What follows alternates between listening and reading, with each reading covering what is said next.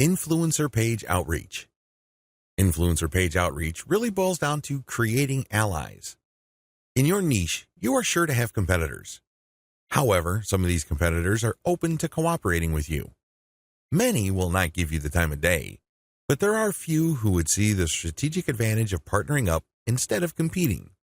There are also other people on Facebook who have pages and who are not competitors with you. They may even have a lot of fans. Here's how you build alliances with influence leaders on FB. Step number 1, find competitors. The first thing that you need to do is look at your notes when you reverse engineered your competitors. These people are in the same niche as you. After all, you study them to get to the industry standard content strategy as well as page layout and design for your own Facebook page. Next, you should look for non-competitors who specialize in your niche. There should be quite a few of these. These are not merchants or ones who provide services. They're not competing for the same dollars as you. Instead, they cater to the same audience as you. Try to find as many of these as possible. Step number 2, pay your dues by engaging. I know at this point it's very tempting to just go to a competitor's page and post a comment on one of their posts. In the comment, you're dropping a link to your page or to your website.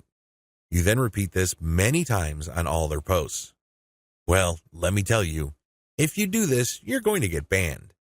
Whatever links you put up will get deleted. It's a waste of time. Don't even think about it. The same applies to influential niche observers. These are non-competitors, but you shouldn't spam them either. Instead, you should pay your dues by engaging. How do you do this? First, you need to share high-quality content. It doesn't matter who wrote the content. It doesn't matter where that content goes to or links to. What's important is that it provides maximum value to anybody reading that content.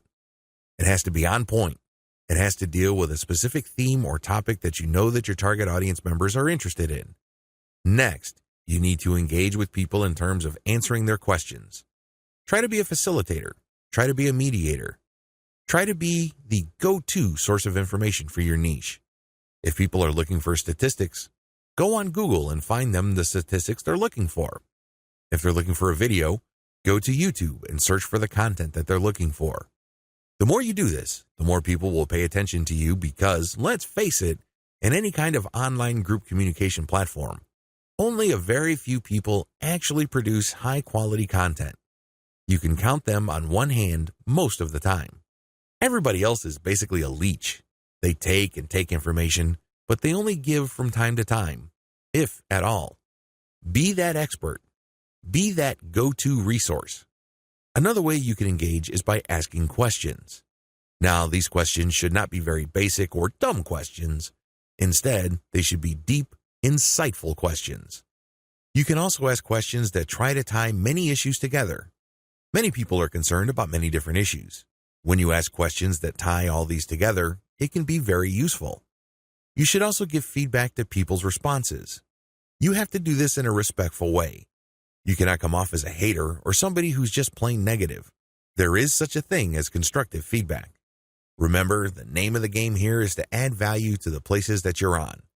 This means sharing information and enhancing information through proper questions and feedback. Step number 3, become credible, then reach out. At a certain point, people will start asking for you by name. People will try to reach out to you via Messenger. That's when you know that you have become an asset to these groups. That's when you know that you are on people's radars. You're not just this random person showing up every once in a while dropping a link. Instead, you're that person that helps keep these groups together. This is when you reach out. This is when you try to engage with the group admin. Usually, the best way to do this is when they engage with you. Maybe they mention your name, or they send you a message on Messenger. Whatever the case may be, try to wait for them, or reach a high enough level of engagement and acknowledgement from other community members before you reach out. What are you going to be reaching out for? Well, there are many different opportunities on the table. You can ask to swap content with your page. Most page admins don't have a problem with this. You can also ask for a shout-out.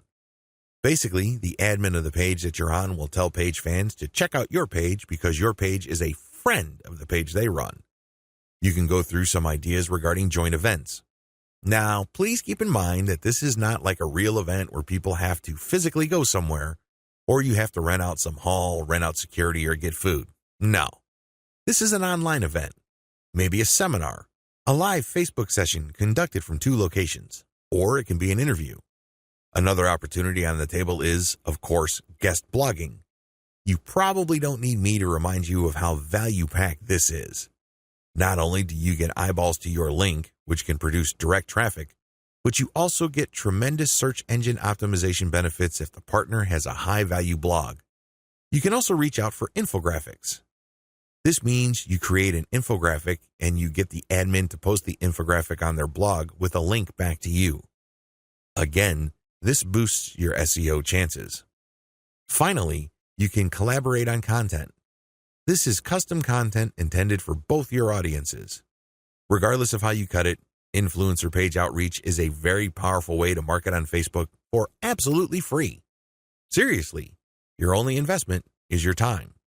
And what makes it so awesome is the fact that you are leveraging the hard-won credibility and authority of your partner. They've been there before. They put in the work and the time to develop a rapport and a solid brand with the people that follow them.